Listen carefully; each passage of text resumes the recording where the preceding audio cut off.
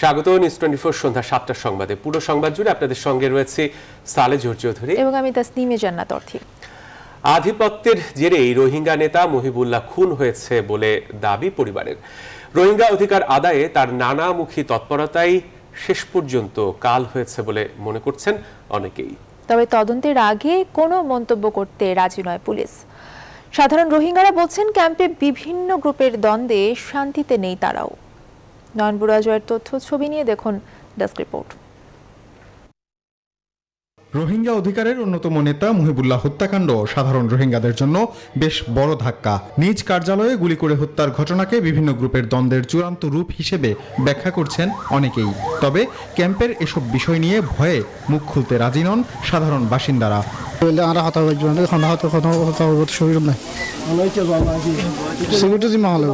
মহিবুল্লাহর স্ত্রী বলছেন হত্যাকাণ্ডে জড়িতরা পরিচিত।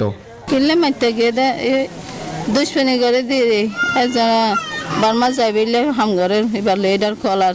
ভাইয়ের দাবি একটি গ্রুপের আধিপত্য বিস্তারের বলি হয়েছেন মহিবুল্লাহ। আর বাংলা সরকার তো আর ইনসাফ চাইতে চাই আর বেশি ডরাইল আর তাইবার আর কোনো কি নাই সুযোগ নাই আর কি করে দিয়ে লাগব বাইরের দেন দিই যে আর দিলে হত্যা করিবে তাল্লা আর কথা হইবে চাইতে না চাই। তদন্ত সাপেক্ষে এই হত্যাকাণ্ডে জড়িতদের গ্রেফতার করার কথা জানিয়েছেন কক্সবাজারে এপিবিএন এর পুলিশ সুপার। আরসা বা আলিয়াকের নামে কোনো জঙ্গি সংগঠন আছে বলে আমাদের কাছে এরকম কোনো তথ্য নেই। তবে কিছু লোকজন আছে যারা এদের নাম ভাঙিয়ে এদের উপর প্রভাব বিস্তার করার কাজ করছে। উনি জাতিসংঘের জেনেভাতে উনি গিয়েছিলেন, এখানে কথা বলেছেন। তার একটি অবস্থান কিন্তু এখানে তৈরি হয়েছিল সাধারণ রোহিঙ্গাদের মাঝে। পাশাপাশি এখানে আরও অনেকেই কিন্তু এখানে চায় যে তারাও রোহিঙ্গাদের ভিতরে নেতা হিসেবে কাজ করুক। তো ওই একটা আধিপত্য কিন্তু এখানে থাকতে পারে বলে আমার মনে হচ্ছে আর কি। রোহিঙ্গা নেতা মহিবুল্লাহ আলোচিত হন তৎকালীন মার্কিন প্রেসিডেন্ট ডোনাল্ড ট্রাম্পের সঙ্গে দেখা করে। এছাড়া 2019 সালে রোহিঙ্গাদের সমাবেশ করেও আলোচনায় আসেন তিনি। Desk report news 24। কক্সবাজার থেকে আমাদের সাথে সরাসরি এই মুহূর্তে যুক্ত হচ্ছেন সহকর্মী নয়ন বড়ুয়া জয়। জয়, ক্যাম্পগুলোর বর্তমান অবস্থা নিয়ে আমাদেরকে একটু জানাবেন এবং মহিবুল্লাহ হত্যায় কি কোনো মামলা হয়েছে কিনা সেই বিষয়ে আপনার কাছে কি তথ্য রয়েছে?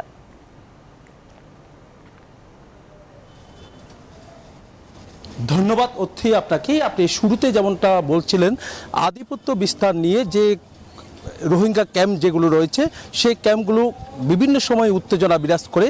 এবারও সেই উত্তেজনার বলি হয়েছেন মহিবুল্লাহ দীর্ঘদিন ধরে কিন্তু একটি সংগঠন করে এসছেন। তার সংগঠনের পাশাপাশি তিনি কিন্তু আসলে বিভিন্ন সময় কিন্তু যে এখানে যারা রোহিঙ্গারা বসবাস করছেন তারা যেমনটা আমাদেরকে জানিয়েছেন প্রত্যাবাসনের ক্ষেত্রে, রোহিঙ্গা প্রত্যাবাসনের ক্ষেত্রেও তার কিন্তু অনেকটা উদ্যোগ দেখা গেছে বলে তারা আমাদেরকে জানিয়েছে। বিভিন্ন সময় কিন্তু আসলে প্রত্যাবাসনের পক্ষে কিন্তু সে ছিল। সব মিলে বলা যায় যে তাকে গতকাল রাত 8:30টার দিকে কিন্তু আসলে তার যে কার্যালয় রয়েছে, তার বাসার, তার যে এই অস্থায়ী যে বাড়ি রয়েছে যেখানে কিন্তু তারা বসবাস করে পাহাড়ের উপরে, পাহাড়ের চূড়ায় যেখানে বসবাস করে তার পাশে কার্যালয়, সেই কার্যালয়ে কিন্তু তাকে খুন করা হয়েছে। তার খুনের পরেই কিন্তু সেই খবর ছড়িয়ে পড়ার পর কিছুটা আতঙ্ক বিরাজ করছিল, কিন্তু এখন অনেকটা শান্ত পরিবেশ আমরা দেখছি, যেখানে পুলিশ প্রশাসনের পাশাপাশি অন্যান্য আইনশৃঙ্খলা বাহিনীও কিন্তু সেখানে অবস্থান নিয়েছে। এখনো পর্যন্ত তারা সতর্ক অবস্থানে আছে। কিন্তু 5টার দিকে তার কিন্তু আসলে জানাজা অনুষ্ঠিত হয়েছে। জানাজার পর তাকে কিন্তু সেই জায়গায়, সে আশপাশ এলাকায় কিন্তু তাকে কিন্তু আসলে দাফন করা হয়েছে। সব মিলিয়ে বলা যায় যে পরিস্থিতি এখন অনেকটা শান্ত। পুলিশ প্রশাসন যারা আছেন তারাও বলছেন এখনো পর্যন্ত পরিবারের পক্ষ থেকে কোনো মামলা হয়নি। তো আজকে রাত অথবা আগামীকাল পরিবারের পক্ষ থেকে একটি মামলাও হতে পারে বলে তারা আমাদেরকে জানিয়েছেন। এমনকি এই ঘটনার সাথে জড়িত কাউকে আটকও করতে পারেনি পুলিশ বলছেন তারা তদন্ত করছেন। তদন্ত শেষ হলে কিন্তু তারা তদন্তের মধ্যে যাকে দোষী মনে করবে তাকে কিন্তু তারা গ্রেপ্তার করবে বলে আমাদেরকে জানিয়েছেন। তো এ ছিল আমার এখানকার সর্বশেষ। ফিরে যাচ্ছি স্টুডিওতে অর্থীর কাছে। জয়, অনেক ধন্যবাদ আপনাকে আমাদের সাথে যুক্ত হওয়ার জন্য। সহকর্মী নয়ন বড়ুয়া জয় আমাদের সাথে যুক্ত হয়েছিলেন কক্সবাজার থেকে। করোনার কারণে বারবার পিছিয়ে যাওয়া ঢাকা বিশ্ববিদ্যালয়ে ভর্তি পরীক্ষা শুক্রবার শুরু হচ্ছে। এবারই প্রথম ঢাকার বাইরে বিভাগীয় শহরের 7 পাবলিক বিশ্ববিদ্যালয়ে করা হয়েছে কেন্দ্র। পরীক্ষার সব প্রস্তুতি সম্পন্ন করেছে বিশ্ববিদ্যালয়গুলো। এবারের ভর্তি পরীক্ষায় প্রতি আসনের বিপরীতে প্রতিদ্বন্দ্বিতা করবেন গড়ে ৪৫ জন শিক্ষার্থী। রাহাত খান, সৈয়দ রাসেল এবং রেজাউল করিম মানিককে সঙ্গে নিয়ে বিস্তারিত জানাচ্ছেন কাজী সাহেব। শুক্রবার থেকে ঢাকা বিশ্ববিদ্যালয়ে নতুন শিক্ষাবর্ষের ভর্তি পরীক্ষা শুরু হচ্ছে। করোনা ভাইরাস সংক্রমণ ঠেকাতে স্বাস্থ্যবিধি মেনে পরীক্ষার আসন বরাদ্দ নিশ্চিত করতে ঢাকার বাইরেও এই প্রথম ভর্তি পরীক্ষা কেন্দ্র করা হয়েছে। ঢাকা বিশ্ববিদ্যালয় ছাড়াও 7টি বিভাগীয় শহরে 7টি পাবলিক বিশ্ববিদ্যালয়ে পরীক্ষা কেন্দ্র করা হয়েছে। কেন্দ্রগুলোতে ঢাকার সঙ্গে একই দিনে একই সময়ে অনুষ্ঠিত হবে ভর্তি পরীক্ষা। মূল কন্ডাক্টিংটা ঢাকা বিশ্ববিদ্যালয়। আমরা শুধু কেন্দ্র হিসাবে পরীক্ষাটা গ্রহণের ছাত্র শিক্ষার্থীদের এখানে যারা ইন্টারেস্ট শো করেছে যে ৩৩৬০ জন শাহজালাল বিশ্ববিদ্যালয় বা সিলেট বিভাগে পরীক্ষা দিতে করেছে, তাদের আমরা পরীক্ষাটা গ্রহণের ব্যবস্থা নিয়েছি। রাজশাহী বিশ্ববিদ্যালয়, চট্টগ্রাম বিশ্ববিদ্যালয়, খুলনা বিশ্ববিদ্যালয়, ময়মনসিংহের বাংলাদেশ কৃষি বিশ্ববিদ্যালয়, সিলেটের শাহজালাল বিজ্ঞান ও প্রযুক্তি বিশ্ববিদ্যালয়, বরিশাল বিশ্ববিদ্যালয় এবং রংপুরের বেগম রোকেয়া বিশ্ববিদ্যালয় কেন্দ্রে হবে পরীক্ষা। ঠিক আছে। বিভাগীয় পর্যায়ে ভর্তি পরীক্ষার এমন সুযোগকে ইতিবাচক হিসেবে দেখছেন শিক্ষার্থীরা। আগামীতেও ধারাবাহিকতা রাখার দাবি তাদের। স্টুডেন্টদের জন্য অবশ্যই সুবিধা হচ্ছে, কারণ আমরা যদি এখানে ঢাকা যেতে হইতাম, একটা হচ্ছে আমাদের অর্থনৈতিক দিক থেকে যেটা এই বছরের জন্য, এই প্যান্ডামিকের জন্য এটা ডেফিনেটলি খুবই ভালো একটা কাজ। ক ইউনিটের পরীক্ষা হবে 1 অক্টোবর, খ ইউনিটের 2 অক্টোবর, গ ইউনিটের 22 অক্টোবর এবং ঘ ইউনিটের পরীক্ষা অনুষ্ঠিত হবে 23 অক্টোবর। চ ইউনিটের পরীক্ষা অনুষ্ঠিত হবে 9 অক্টোবর। পরীক্ষার প্রস্তুতি শেষ করেছে বিশ্ববিদ্যালয়গুলো। আমাদের বিশ্ববিদ্যালয়ের সকল রকমের প্রস্তুতি আমাদের আছে পরীক্ষাটি সুসম্পন্ন করার জন্য। এবার যেহেতু প্রথমবার এটা আমরা ঢাকা থেকে বাইরে এখানে নিয়ে আসছি, তো সেটা জেলা প্রশাসন যদি সহযোগিতা করে তাহলে এটা আগামীতে কন্টিনিউ করবে। প্রবেশ গেটগুলো থেকে একেবারে পরীক্ষার ভবনগুলো পর্যন্ত আমাদের ম্যাপিং করা আছে নির্দেশিকা ফলকের মাধ্যমে এবং পুরো ক্যাম্পাসের একটা বড় ম্যাপের মাধ্যমে। এবার ৭,১৪৮ আসনের বিপরীতে ভর্তি যুদ্ধে অংশ নেবেন ৩,২৪,৩৪০ জন শিক্ষার্থী। কাজী সাহেদ, নিউজ 24, রাজশাহী। এদিকে রাজশাহী বিশ্ববিদ্যালয়ের আবাসিক হলসমূহ খুলছে আগামী 17 অক্টোবর এবং 20 অক্টোবর থেকে সশরীরে ক্লাস শুরু হবে। বৃহস্পতিবার বিকেলে বিশ্ববিদ্যালয়ের শহীদ তাজউদ্দিন সিনেট ভবনে অনুষ্ঠিত একাডেমিক কাউন্সিলের সভায় এই সিদ্ধান্ত হয়।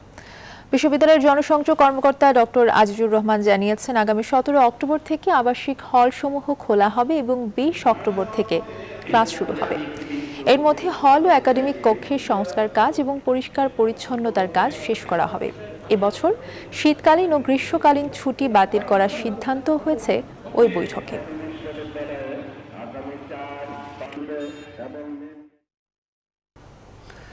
সিরাজগঞ্জের রবীন্দ্র বিশ্ববিদ্যালয় অনেকটাই অচলাবস্থা। বৃহস্পতিবার সকাল থেকে প্রশাসনিক ভবনের সামনে অবস্থান নেন শিক্ষার্থীরা। চুল কাটার ঘটনায় অভিযুক্ত শিক্ষকের স্থায়ী অপসারণ না হওয়া পর্যন্ত আন্দোলন অব্যাহত রাখার ঘোষণাও তাদের। একই সঙ্গে ওই শিক্ষকের বিরুদ্ধে নানা অভিযোগ তুলে ধরেছেন আন্দোলনকারীরা। তবে ভিসি বলছেন, এখনই শিক্ষকের স্থায়ী অপসারণ সম্ভব নয়। আতিকুর রহমানের তথ্য ছবি নিয়ে দেখুন ডেস্ক রিপোর্ট। টানা তৃতীয় দিনের আন্দোলন সিরাজগঞ্জের শাহজাদপুরের রবীন্দ্র বিশ্ববিদ্যালয়ের শিক্ষার্থীদের। করোনায় দীর্ঘ সময় পর শুরু হওয়া পরীক্ষা বর্জন করেছেন আগেই। পরীক্ষার হলে শিক্ষার্থীদের চুল কেটে দেওয়া ও আত্মহত্যার চেষ্টার ঘটনায় অভিযুক্ত শিক্ষক ফারহানা ইয়াসমিন বাতেনের স্থায়ী বহিষ্কার না হওয়া পর্যন্ত চলবে আন্দোলন, বলছেন শিক্ষার্থীরা।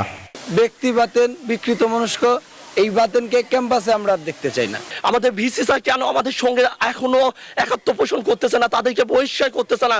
একটা মানুষের জন্য আমরা কত স্টুডেন্ট এখনো পাগান হবো।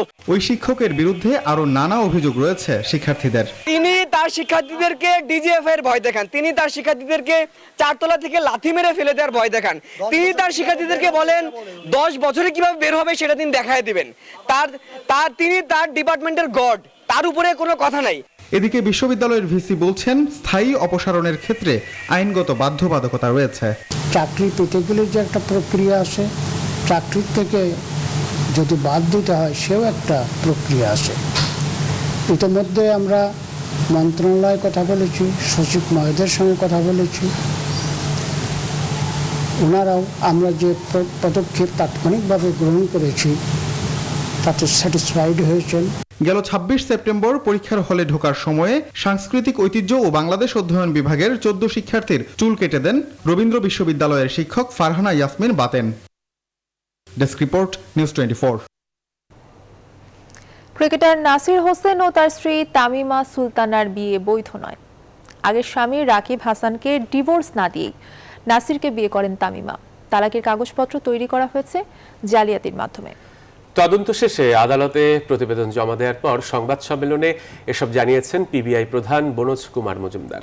এদিকে তামিমার আগের স্বামী রাকিব জানান, স্ত্রী ফিরে আসলে আবারও সংসার করবেন তিনি। প্লাবন রহমানের রিপোর্ট। এবছরের 14 ফেব্রুয়ারি রাজধানীতে এমন জাঁকজমকপূর্ণ আয়োজনে ঢাকঢোল পিটিয়ে বিয়ের পিড়িতে বসেন ক্রিকেটার নাসির হোসেন ও বিমানের কেবিন ক্রু তামিমা সুলতানা। কিন্তু এই স্বস্তি বেশি দিন স্থায়ী হয়নি এই দম্পতির জীবনে। 24 ফেব্রুয়ারি তামিমার প্রথম স্বামী রাকিব হাসান মামলা দায়ের করেন নাসির তামিমার বিরুদ্ধে। তখন থেকেই আলোচিত সমালোচিত এই বৈবাহিক সম্পর্ক। সে সময় আদালত বিষয়টি তদন্তের জন্য পুলিশ ব্যুরো অব ইনভেস্টিগেশন পিবিআইকে নির্দেশ দেয়। অবশ্য রাকিবের মামলার পর নাসির হোসেন এবং তার স্ত্রী তামিমা সুলতানা সংবাদ সম্মেলনে সব অভিযোগকে ভিত্তিহীন দাবি করেছিলেন।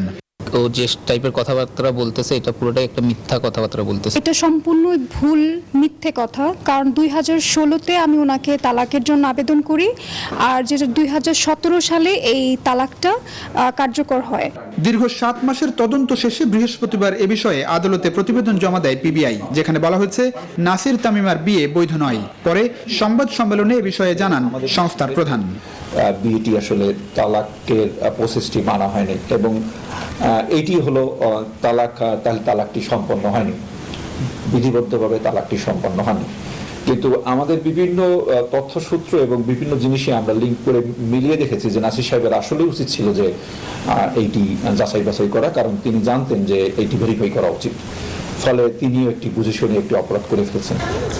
রাকিব হাসান জানান, তামিমা ফিরে আসতে চাইলে আবারও সংসার করতে রাজি তিনি। এ সময় তার আইনজীবী দাবি করেন, তামিমা সুলতানা এখনো রাকিবের বৈধ স্ত্রী। সে তো প্রয়োজনত এখনো সে আইনত আমার ওয়াইফ। তো এখন স্বামী স্ত্রীর সম্পর্কটা দুইজনের, আমার ডিসিশনে তো হবে না, তারও ডিসিশন আছে। অবশ্যই সে যদি কন্টিনিউ করে আমি করবো। যেহেতু তাদের বিরুদ্ধে প্রমাণিত হয়েছে সকল অপরাধ, উপরন্তু জালিয়াতির অপরাধও এসেছে আদালতের সামনে, তাই যেন ওয়ারেন্ট ইস্যু করা হয় এবং 3 জনের বিরুদ্ধে ওয়ারেন্ট ইস্যুর আমরা একটি আবেদন জানিয়েছি। বিজ্ঞ আদালত এটা আদেশের জন্য এখন পেন্ডিং রেখেছেন। নাসির, তামিমা এবং তামিমার মা সুমি আক্তারকে আদালতে হাজির হতে সমন জারি করা হয়েছে। এই মামলার পরবর্তী শুনানি আগামী 31 অক্টোবর। প্লাবন রহমান, নিউজ 24, ঢাকা। যুক্তরাষ্ট্রের মেরিল্যান্ডে বাংলাদেশ হাউসের উদ্বোধন করেছেন প্রধানমন্ত্রী শেখ হাসিনা। স্থানীয় সময় বুধবার বিকেলে নতুন এই ভবনের উদ্বোধন করে সেখানে একটি গাছের চারা রোপণ করেন তিনি। বাংলাদেশ হাউস উদ্বোধন শেষে উপলক্ষে বিশেষ মোনাজাতেও অংশ নেন প্রধানমন্ত্রী শেখ হাসিনা। এরপর বাংলাদেশ দূতাবাস এবং যুক্তরাষ্ট্রে নিযুক্ত বাংলাদেশি কূটনীতিক ও তাদের পরিবারের সদস্যদের সঙ্গে কুশলাদি বিনিময় করেন প্রধানমন্ত্রী। এ সময় পররাষ্ট্রমন্ত্রী ডক্টর AK আব্দুল মোমেন, পররাষ্ট্র সচিব মাসুদ বিন মোমেন, যুক্তরাষ্ট্রে নিযুক্ত বাংলাদেশের রাষ্ট্রদূত মোহাম্মদ শহীদুল ইসলাম সহ অন্যান্য ঊর্ধ্বতন কর্মকর্তারা উপস্থিত ছিলেন।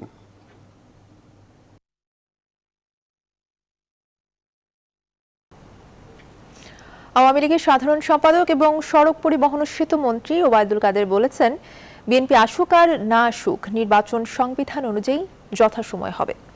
বৃহস্পতিবার দুপুরে কাকরাইলের ডিপ্লোমা ইঞ্জিনিয়ার্স ইনস্টিটিউশন মিলনায়তনে স্বেচ্ছাসেবক লীগ আয়োজিত প্রধানমন্ত্রী শেখ হাসিনার জন্মদিনের আলোচনা সভায় তিনি একথা বলেন। আগামী নির্বাচন আপনারা আসুন, আমরা চাই, কিন্তু এখন থেকে হুমকি ধামকি দিচ্ছে, আপনারা প্রয়োজনে নির্বাচন করবেন না, আপনারা নির্বাচন বয়কট করবেন। কেন? হেরে যাওয়ার ভয়ে আগেই কি হেরে যাচ্ছেন? নির্বাচনে আসুন, স্বাগত, কিন্তু নির্বাচন করতে দেবেন না। এই দম্ভক্তির জবাব বাংলার জনগণকে নিয়ে আমরা দেব। আওয়ামী লীগকে ক্ষমতায় রেখে বাংলাদেশে আর কোনো নির্বাচন হবে না বলে মন্তব্য করেছেন বিএনপির স্থায়ী কমিটির সদস্য মির্জা আব্বাস। বৃহস্পতিবার দুপুরে চন্দ্রিমা উদ্যানে বিএনপি প্রতিষ্ঠাতা জিয়াউর রহমানের সমাধিতে শ্রদ্ধা নিবেদন শেষে সাংবাদিকদের তিনি বলেন, তত্ত্বাবধায়ক সরকারের দাবি বিএনপির ছিল না। সরকারের অধীনে কোনো সুষ্ঠু নির্বাচন কমিশন গঠিত হতে পারে না, হবেও না। সুতরাং এই সরকারের অধীনে কোনো নির্বাচন হবে না, হতে দেওয়া হবে না। আওয়ামী লীগ এখন পদত্যাগ করুক, তারপরে যেভাবে দেশ চলে সেভাবে চলবে, কিন্তু আওয়ামী লীগকে ক্ষমতা রেখে নির্বাচনে যাওয়া যাবে না। কোনো প্রকার ভোগান্তি ছাড়াই টেস্ট করিয়ে সংযুক্ত আরব আমিরাতের উদ্দেশ্যে রওনা হচ্ছেন যাত্রীরা। বুধবার সন্ধ্যা থেকে এখন পর্যন্ত 122 জন যাত্রী টেস্ট করিয়ে যাত্রা করেছেন বলে জানান হযরত শাহজালাল আন্তর্জাতিক বিমানবন্দরের নির্বাহী পরিচালক গ্রুপ ক্যাপ্টেন তৌহিদুল হাসান। তিনি বলেন, রাত 1:40 52 জন যাত্রী আরটিপিসিআর টেস্ট করিয়েছেন। কারো যাতে কোনো অসুবিধা না হয় সেজন্য এই ব্যবস্থাপনায় মনিটরিং টিমও কাজ করছে। আরটিপিসিআর চালু হওয়ার পর থেকে এখন পর্যন্ত কোনো অভিযোগ পাওয়া যায়নি বলেও জানান বিমানবন্দরের এই কর্মকর্তা। বলেন, এই টেস্টের জন্য ফি কমিয়ে 1600 টাকা সরকারি মূল্য নির্ধারণ করা হয়েছে।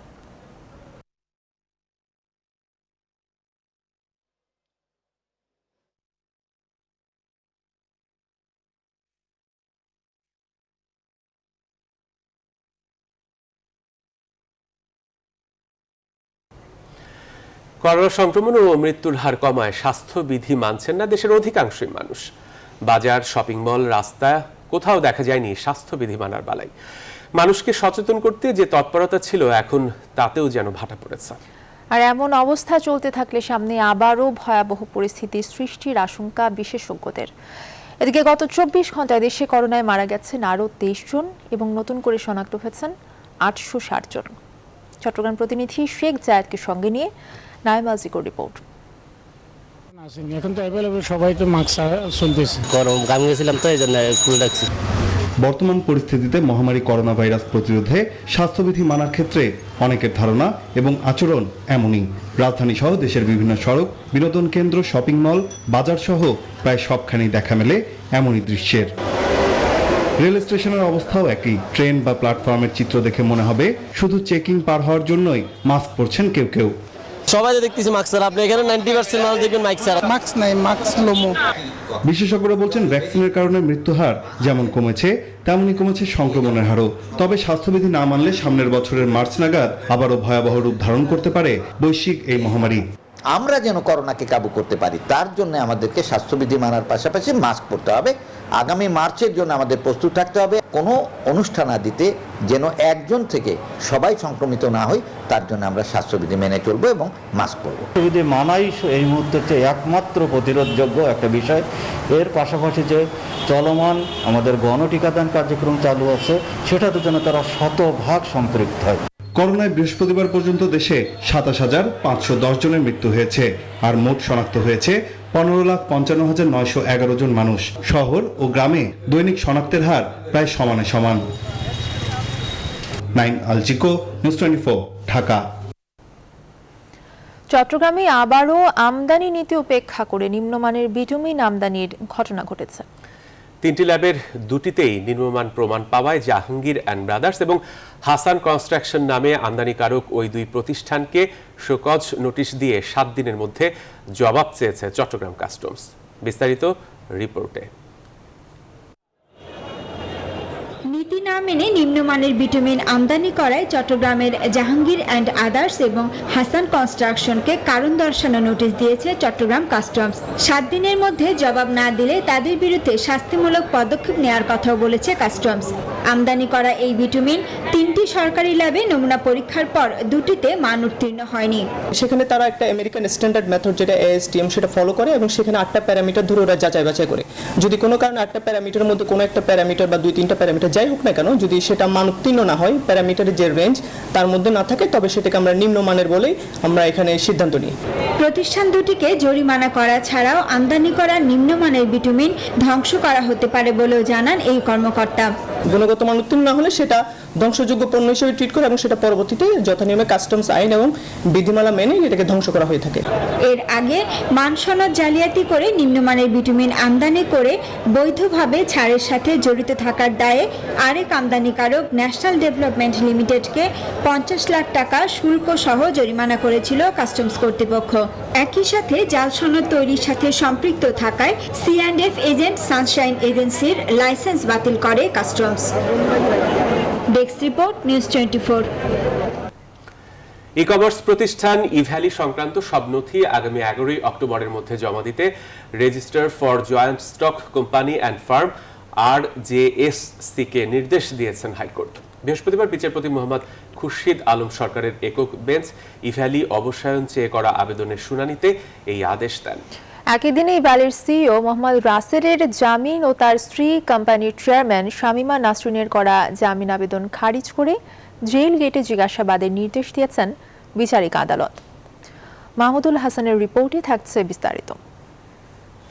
প্রতারণার শিকার হওয়া এক গ্রাহকের করা মামলায় ইভ্যালির সিইও মোহাম্মদ রাসেল ও তার স্ত্রী শামিমা সুলতানাকে গত 16 সেপ্টেম্বর গ্রেপ্তার করে র্যাব। পরে জিজ্ঞাসাবাদে রাসেল জানান, ভোক্তাদের কাছে 700 কোটি ও বিক্রেতাদের কাছে 250 কোটি টাকা দেনা আছে ইভ্যালির।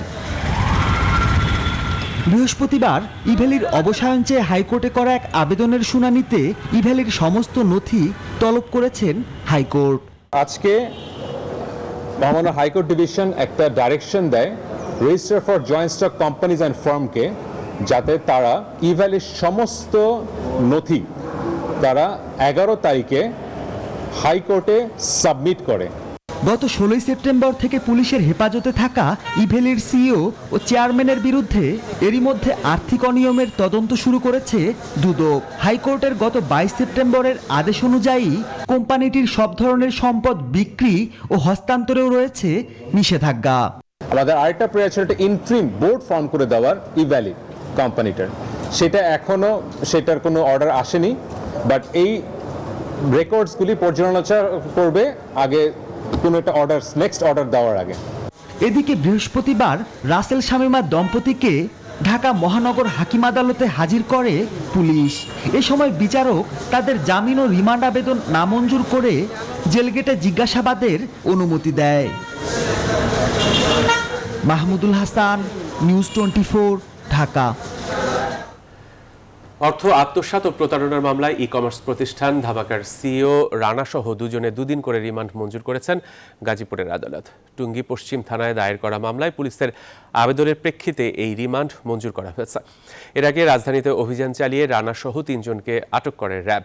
পরে এক সংবাদ সম্মেলনে র্যাব জানায় ধামাকার শত শত কোটি টাকার কোনো হদিসই মেলেনি।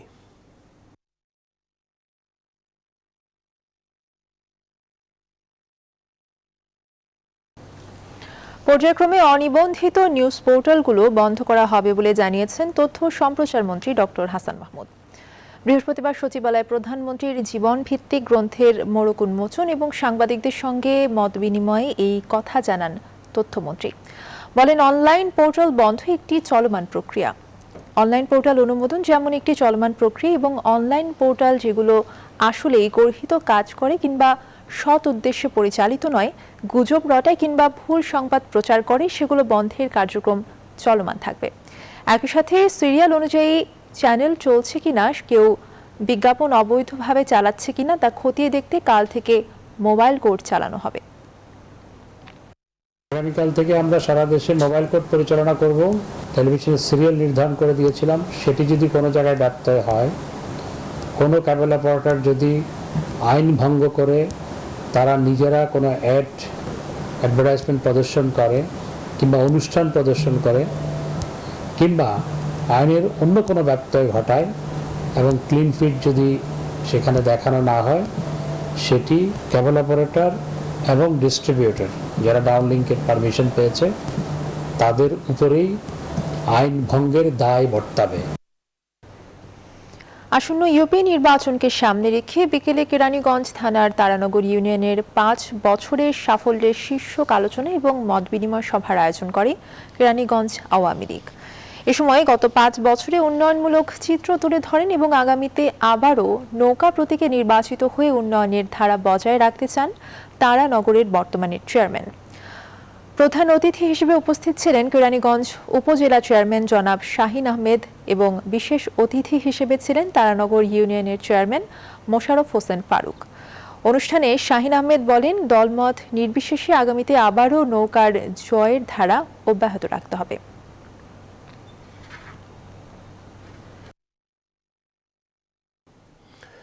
এবারে আন্তর্জাতিক প্রসঙ্গ। শেষ হলো পশ্চিমবঙ্গের 3টি বিধানসভা আসনের উপনির্বাচন। স্থানীয় সময় সকাল 7টা থেকে শুরু হয়ে ভোট গ্রহণ চলে সন্ধ্যা পর্যন্ত।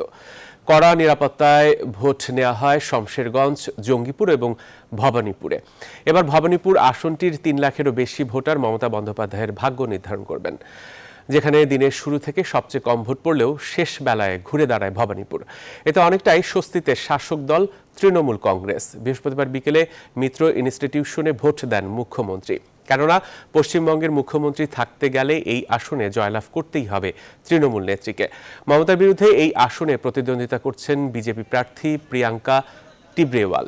যদিও ভবানীপুরে বুথ দখলের অভিযোগ করেছেন বিরোধীরা। এই উপনির্বাচনে সব মিলিয়ে প্রতিদ্বন্দ্বিতা করছেন 12 জন প্রার্থী। আগামী 3 অক্টোবর প্রকাশ করা হবে ফলাফল। বেসরকারি পর্যায়ে দেশে প্রথমবারের মতো চালু করা হয়েছে আন্তঃজেলা বিমান চলাচল। বৃহস্পতিবার থেকে যশোর চট্টগ্রাম ও সৈয়দপুর চট্টগ্রাম এই 2 রুটে ফ্লাইট চালু করবে ইউএস বাংলা এয়ারলাইন্স। আরিফিন শাকিলের প্রতিবেদন। যাত্রীদের উষ্ণ অভ্যর্থনার মাধ্যমে এভিয়েশন খাতে নতুন যুগে প্রবেশ করেছে বাংলাদেশ। বেসরকারি পর্যায়ে প্রথমবারের মতো চালু হয়েছে আন্তঃজেলা বিমান পরিবহন, যার শুরুটা ইউএস বাংলা এয়ারলাইন্সের হাত ধরে। বৃহস্পতিবার যশোর থেকে চট্টগ্রামে সরাসরি ফ্লাইট উদ্বোধন করেন বেসরকারি বিমান পরিবহন ও পর্যটন প্রতিমন্ত্রী মাহবুব আলী। প্রথম ফ্লাইটে চট্টগ্রাম উদ্দেশ্যে উড়াল দেন 27 জন যাত্রী। বন্দরনগরীর সাথে সহজ ও কম সময়ের এমন রুট চালু হয় উল্লাসিত বৃহত্তর যশোরের মানুষ। এটা আসলে অনেক সুবিধা হবে। আগে হচ্ছে আপনার এখান থেকে ঢাকায় যাওয়া লাগতো, তারপর হচ্ছে কক্সবাজার যাওয়া লাগতো। যানজট অনেক, বাচ্চাদের নিয়ে হ্যাজার্ড, এই পথটা অনেক ইজি। এরপর প্রতিমন্ত্রী নীলফামারী এসে সৈয়দপুর থেকে চট্টগ্রাম রুটের ফ্লাইট উদ্বোধন করেন। প্রতিমন্ত্রী মাহবুব আলী বলেন, বিমানবন্দরকে বিশ্বমানের করতে কাজ শুরু হয়েছে। এতে একদিকে বাড়বে যাত্রীমান, অপরদিকে ভিড় হবে বিদেশি বিমানের, প্রবৃদ্ধি বাড়বে 3 গুণ। দেশের এভিয়েশন শিল্প দ্রুত প্রবৃদ্ধি লাভ করেছে। আগামী 15 বছরে বাংলাদেশের এভিয়েশন সেক্টরের প্রবৃদ্ধি প্রায় 3 গুণ হবে। বিগত 10 বছরে যাত্রী এবং কার্গো পরিবহন প্রায় 10% বেড়েছে। প্রতি রবি, মঙ্গল ও বৃহস্পতিবার সকাল আর বিকালে 2টি ফ্লাইট চলবে ইউএস বাংলার। এতে যশোর থেকে চট্টগ্রামের রিটার্ন টিকিটের ভাড়া ধরা হয়েছে 12,000 আর সৈয়দপুর থেকে চট্টগ্রামের ভাড়া 12,400 টাকা। আমাদের মার্কেট শেয়ার মাত্র 18 to 20%, বাকি 80% 30টা ফরেন ক্যারিয়ারে নিয়ে যাচ্ছে।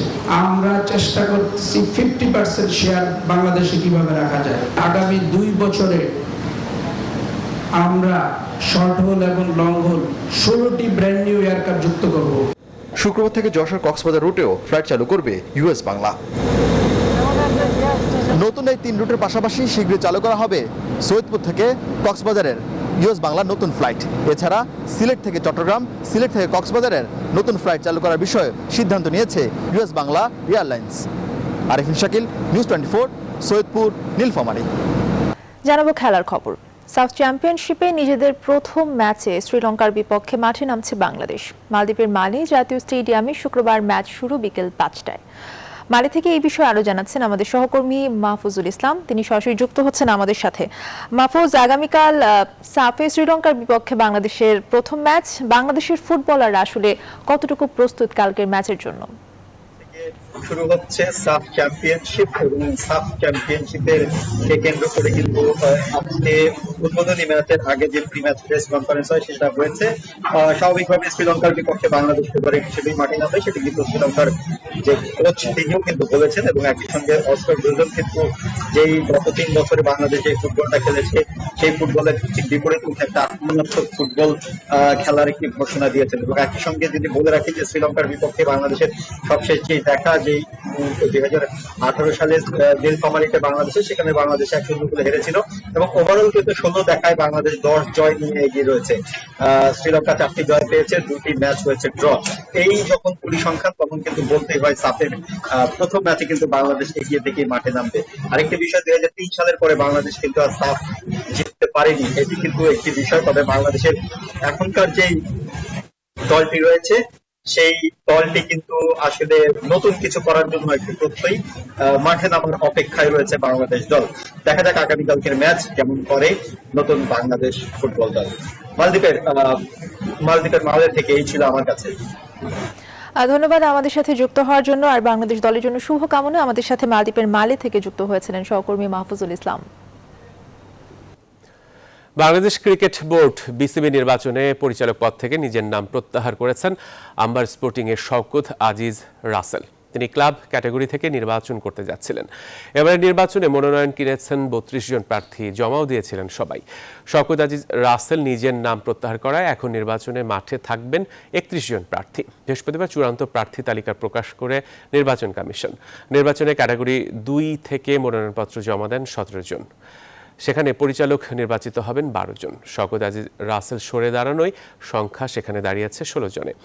এই ক্যাটাগরি থেকেই পরিচালক পদে প্রার্থী বর্তমান সভাপতি নাজমুল হাসান পাপন। আগামী ৬ অক্টোবর নির্বাচন। এর একদিন পর ৭ অক্টোবর চূড়ান্ত ফলাফল ঘোষণা করা হবে।